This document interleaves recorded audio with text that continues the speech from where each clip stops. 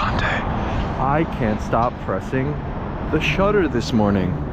There's just something about the day. I think it's gonna be a really good day. You know what? I never want to miss another sunrise again. I find that actually photographing in the early morning, it provides this eerie, sort of surreal atmosphere, right? Walking along the riverside here, you know, just walking from you know, JFK down towards the 30th Street station here, I could not stop pressing the shutter, looking at the construction, the movement of the crane, the lights, the windows turning on during this early morning as people are sort of scurrying to the office. We have this bicyclist, look at this, woo, getting to work. You know, it's a really beautiful thing to observe life and to sort of treat yourself like a flâner in your hometown, where, you know, I believe in this notion of, you know, just being a tourist, right? Like every day, sort of just treat yourself like a tourist, you know, try to go out there and learn something, right? And through the act of photographing, I believe we can experience more, become more, and ultimately learn more, and perhaps embrace the moment to its fullest potential. I think the act of photographing, it's just such a special thing. Why have I never noticed that building back there? I don't think I've ever noticed that building back there. I've got my camera set to P mode and the snap focus is set to infinity. This way it's just simple and I can just sort of throw it around. But yeah, I don't know, have I noticed that building? I guess those are condos or apartments for the university students maybe. Beautiful reflection today. The water is really calm, and yeah, there's something about the early morning and catching the sunrise. Oh man, I love looking through this bridge and the light that's up on the side there. This is such a beautiful thing to photograph every day. Even that geometric piece of architecture could be somewhat incorporated, maybe not. I kind of just like looking at the old. You know, the new is interesting, but you know, the way they set this up with the old architecture, which I believe was constructed sometime in the 20s, 30s, this William H. Gray, I believe, was the name of the man who's named after this 30th Street station. I believe when I went in there, I was reading some plaque about him. And yeah, but they have the old architecture and the new, right? I think that's the Pico building, and it's really beautiful actually. I like this modern architecture with the glass. This one is nice because it has this, you know, geometric shape to it, and when you view the old architecture from certain angles around JFK and around the station itself, you can see the beauty of the old and the new and sort of the juxtaposition between the two, and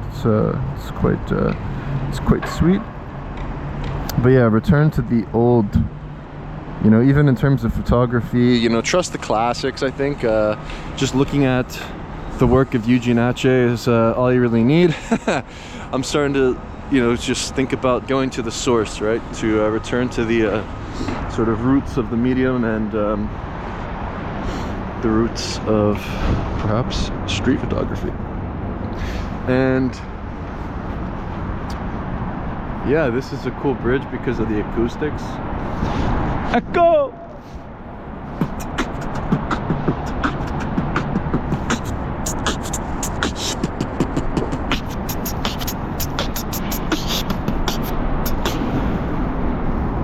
My shitty beatboxing. I like to beatbox when I travel around to foreign places where I can't speak the local language. If I'm in a weird situation or whatever and I'm just like fucking around, I always beatbox, and I wind up making I shouldn't have walked this way. It's an adventure. Wow, look at this. Actually, I'm glad I walked this way because this texture is very beautiful of the dirt. Wow, it's like, wow, like it's almost like looking at just like canyons, like in between the cracks. It's like big canyon. It's like a canyon, or what are these called? Valleys. And it almost looks like it could be a landscape photo, like I'm a drone looking down at some peculiar landscape here. It's quite beautiful. I mean, there's such beauty to be had in the world around us, and I think at the end of my life, before I die, what do I want to leave behind? The lust for life and the beauty in the mundane. What I find about life, it's just incredible to experience the small things, right? The small moments, the mundane moments, the things that are otherwise, I believe, oftentimes overlooked. And yeah, to sort of cherish those seems to be a wise mode of living day to day. And the Schuylkill River Trail, it always feels right to go on a hike, you know, right at the beginning of the day. Surround yourself by trees. You know, there's something about the fresh air. Right, every morning I open up my window wide to get some fresh air, and as soon as the sun starts to peer through the window, I sort of immediately step outside. I find yeah, it's good to just get out as quickly as possible. I really do find that being indoors is the ultimate bore. I feel like it's the tragedy of modernity, and to return to the outdoors and to stay outside, you know, no matter the weather, no matter the elements, right? If it's raining, whatever, you gotta just wear proper clothing. There's no such thing as bad weather, just bad clothing. So, you know, if you live on the East Coast or in a cold place where, you know, we have many months of cold weather, the Canada Goose jacket, I feel nothing. Like, genuinely. So it's, I think, worth, you know, having a really good coat, because it'll ultimately allow you to go out and to continue photographing. So it's very, very warm, and I have just a sweater on underneath. Sometimes I can just wear a t-shirt, and no matter the weather, yeah, I never feel cold, which is quite quite important, I suppose. Yeah, I mean, I really can just stay out all damn day. If it's cold, that doesn't really bother me at all. My favorite sculpture here. I love photographing in repetition each day. There's something about observing slight nuances and change within the specific scenes that you see during your daily routine.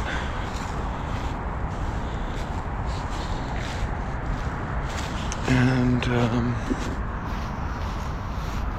yeah, there's something about the day where I just can't stop pressing the shutter at everything.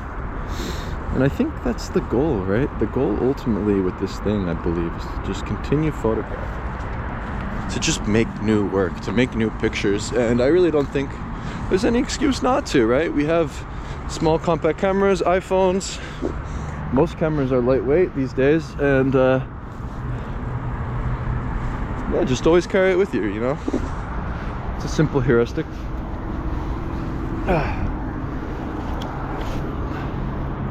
Am I not supposed to do that? I think it's fun to treat the yeah, you know what, it's like life's too short to take everything seriously, or like follow the rules and all these things. I actually think that treating the city like your playground and just, you know, not take things so seriously is a good idea. One of the things I have recently been doing is like just giving myself social challenges, where sometimes I'll just walk down the street and I'll just compliment like everyone. Oh, I like your coat. Oh, I like your hat. Oh, I like your glasses. Oh, this, that, like whatever. You have a beautiful smile. And like to just sort of, you know, force yourself to embark on like a little social challenge is a fun thing. Or like one of the other things I've been doing is like, if I sit down somewhere and I'm like people watching or whatever, or like just, you know, stare at somebody and just direct eye contact until they look away. You know, just to tinker with life itself, I think, is a fun way to operate, and to sort of boost your confidence as a street photographer as well. Yeah, you don't have to follow the social norms. Also, another challenge, start singing or just start dancing randomly on a sidewalk or something. You know, just have fun. Yeah, I think it's kind of an interesting idea. I think, you know, a lot of street photographers are really shy and reserved and hiding behind the, you know, the shadows and whatever. You know, it's not. I don't think that's wise. Look at that beautiful moon, the color, the pink and blue, the cotton candy sunrise is always the best, you know? There's something about the sun, you know, getting getting sunlight every day. I mean, it really does keep the doctor away, perhaps, you know, just get more sun. We need more sun. It's really good for us.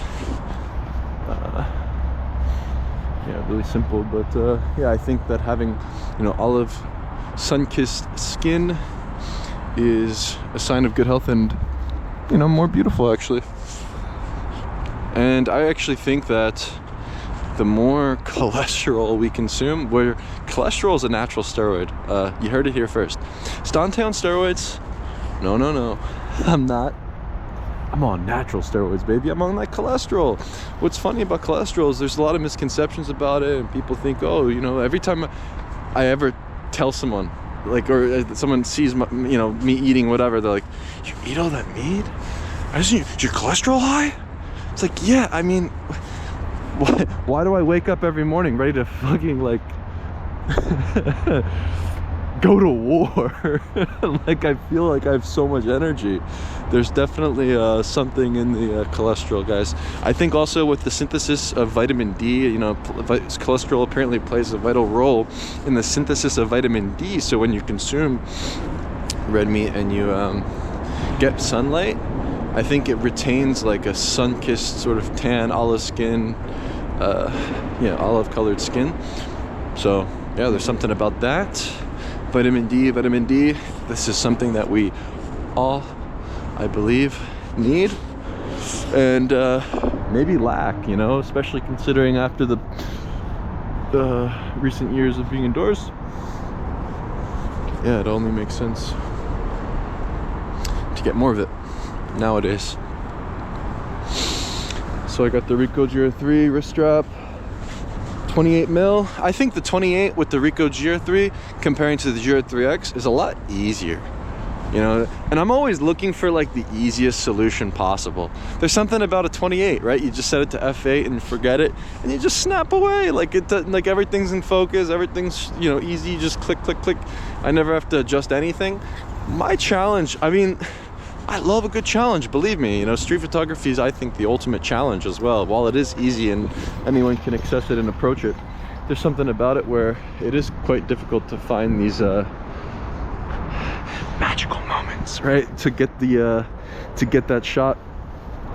However, with the GR3X, I mean, it's also just something different and something that I'm not necessarily, you know, very used to, whatever, but you know, I give it a shot here and there. My issue with it is the 40, it's obviously tighter, which is fine, and I think it looks more natural to the eye. You know, I was a 35 shooter for basically a decade, and it was, you know, it's closer to that.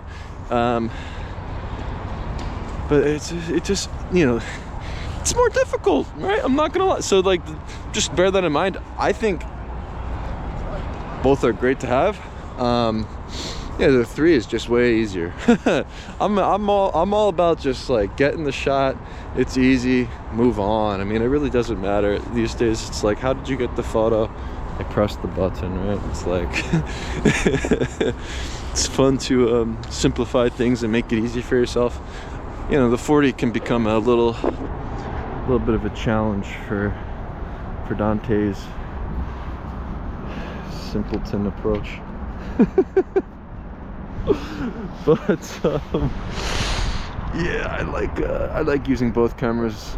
I was using them in tandem, and I thought that was actually kind of fun too, using them both at the same time, having the 40 on the neck strap and the 28 on your wrist strap. It kind of made sense for some architecture shots, some things that are harder to reach, and obviously the portrait would be better with that one too. So there's some use cases, I think, for both. You can use it, you can shoot the same way with both, but comparing the two, yeah, in terms of simplicity, I mean, it makes sense to have a 28 millimeter. Ooh, look at the birdies.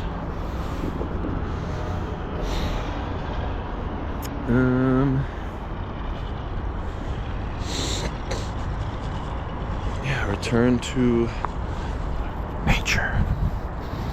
I like taking this path because I mean, to access woodlands, it's not that hard, it seems, you know, like this I consider like wood. I mean, it's not like, this is the closest thing I can get to woodlands near the center of town, and it's just a nice way to start the day.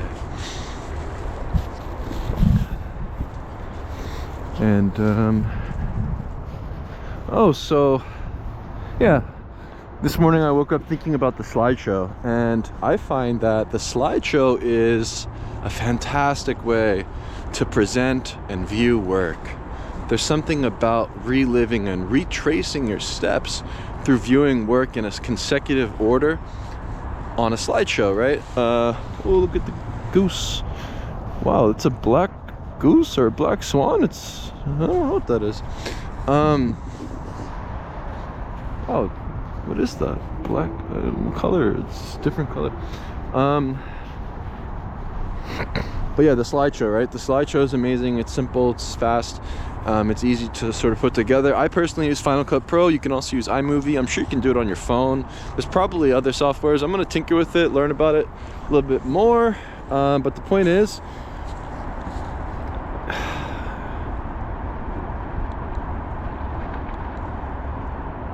I love that tree there.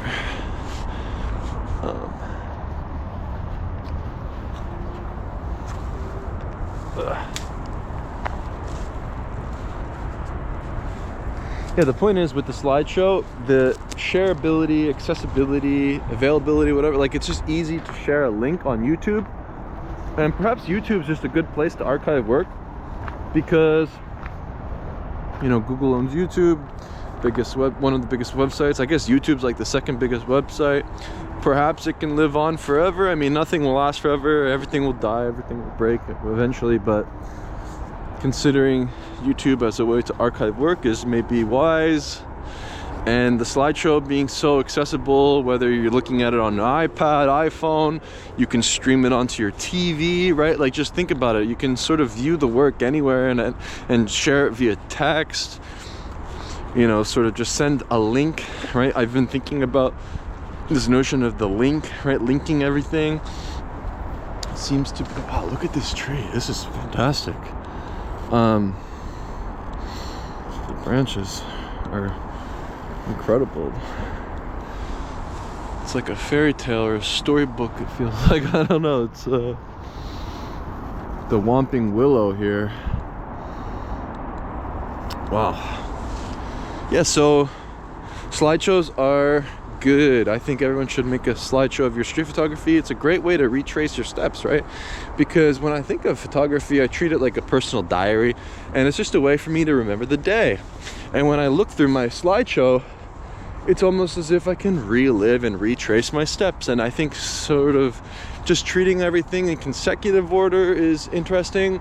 You know, I'm looking for the easiest, the simplest, the fastest way to both photograph and share and view work. So the more I tinker around and play with it, the more I will learn and grow and share on my blog at DanteSisifo.com. I think what's interesting about blogging, and the more that you write, the more that you can sort of teach ChatGPT about you. And you know, it's interesting, right? So the more I write, I'm hoping to, you know, write more so that when I utilize ChatGPT, I can have it feedback, have it give me, feed me summaries of my own blog posts and my own thoughts, and something about that is interesting, right? To ChatGPT yourself and to sort of go down that rabbit hole. I like that idea. There's something about studying the etymology of words that I think is also wise, and using ChatGPT as a tool to do this is really efficient and easy. So like, I usually carry on my iPhone in my pocket, And I think actually what's good about the iPhone is it can be used as a productivity tool to a certain degree, where if I'm walking around I can blog with it. I can also use ChatGPT, and I guess FaceTime if you have to get in contact with people. Like, these are the 3 use cases I find for using an iPhone. Street art is superior. The impermanent nature of the canvas itself. Wash this away one day and create anew. The street is a canvas, the world is a canvas. But yeah, just for an example, alarm etymology. So the etymology of alarm comes from Old Italian, all arm, which literally means to the arms. It was a call to arms for soldiers to prepare for battle. This phrase entered Middle English as alarm, which meant a call to arms for defense. Over time, the meaning broadened to include any signal of danger or a call to alertness, eventually leading to its modern usage as any signal or warning of danger. Wow, the sunrise is crazy today. It's so beautiful. Moon, sun, yin, yang. So yeah, the iPhone is good for, you know, just looking things up on ChatGPT, blogging. But yeah, so alarm, right? So it's like, don't use an alarm in the morning, just rise naturally. I've personally been rising naturally around 4 a.m. and I don't know, maybe it's just the winter, right? Like winter, daylight savings, whatever. I just rise with the sun and sleep with the sun. When the sun goes down, I go inside and eat my meal and go to bed. When the sun rises, you know, I get my circadian rhythm set. But to, you know, rise with an alarm is maybe a foolish way to live, because when you study the etymology, it's just like funny. Of course, we don't use that, you know, the alarm in this way in day-to-day, you know, use in you know, 2024 now. However, I don't know. It's just like, don't be a slave to time. Don't be a sucker. Just go to bed naturally, wake up naturally. There's no need to force this stuff, right? Take your time, right? I like taking my time. So the great thing about waking up super early is you can putter around. I can do my blogging. I can do my fitness routine. I can, you know, prepare and, you know, get my meat out and let it de-thaw for the night. You know, do some yoga, do some meditating, do some, you know, thinking and whatever. And then I come out and I go for my walk. And what I'm trying to get into the habit of doing is finishing, you know, all of my creative work before the day even begins, essentially. And I think that's actually just a wise way going forward. I mean, I have a lot of time in the morning and I can do a lot of different things and creative things. And I think it's just a wise way to go forward with the creation of new art. And, you know, I want to write more, and it seems that I can think better when I'm walking. You know, I think, you know, just getting outside and moving your body and walking more is how to be and how to come up with any thoughts.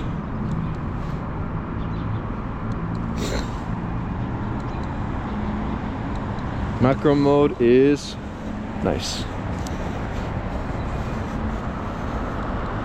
So now I can go to AV mode now that the sun is coming out and it's brighter.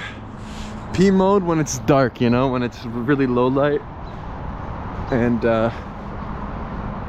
ooh, it's chilly. The higher the elevation, the colder it gets, right? So I like to come to this elevated surface every day up at the top of this hill overlooking the Schuylkill River here in Philadelphia. We have the Philadelphia Museum of Art, skyline, sunrise.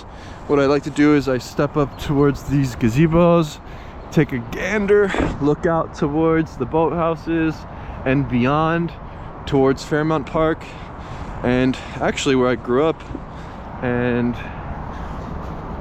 you know, beyond like the Roxborough, Manayunk area where I grew up. And yeah, it's just nice to look out at the horizon, look at all the beautiful architecture, look at this beautiful railing here, you know, the sounds of the birds chirping. There's something about repetition. Look at the beautiful fountain down there. I really do appreciate repetition in my life, and I think with street photography it's how to improve, right? To continue photographing each day and to just sort of flex that muscle and to sort of do the thing itself, to learn the thing itself. You know, there's no amount of studying and knowing about the history of shit that's gonna help you. It's all about doing. Wow, the smokestacks.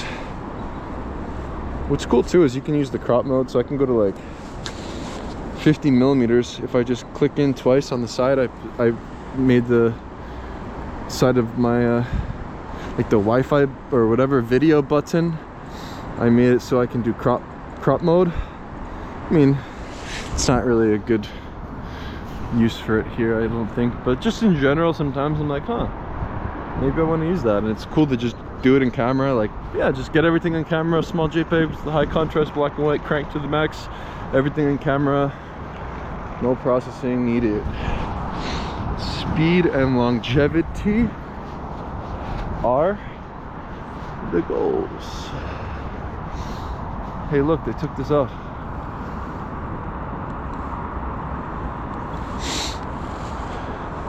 Oh, I never knew the name of the so they're pavilions, right? Pavilion. I call it a gazebo. Where did that word come from? Mercury Pavilion, 2007. The pavilion was restored with the generous support from the McCausland Foundation. William Rush's Mercury. 2018. The sculpture was restored with the generous support. Oh, the sculpture at the top. The sculpture at the top is so cool. What does he have in his hand? He's got two wings. Looks like, or something. This is where people fall in love, so it seems.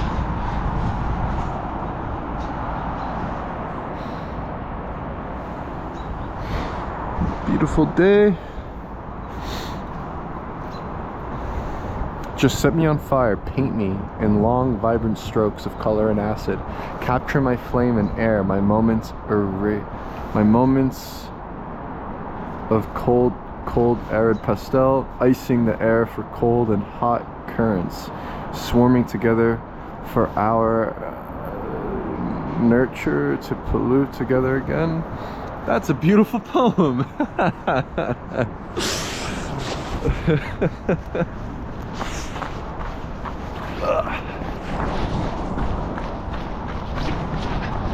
Da-da-da, da-da-da.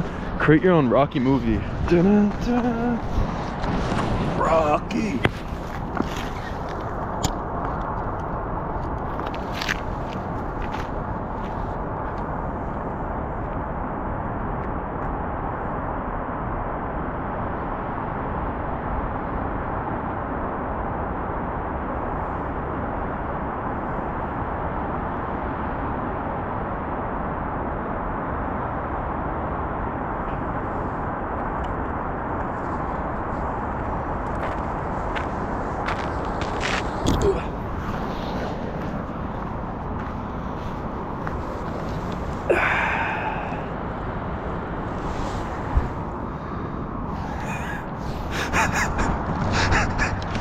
So many bottles and things down there.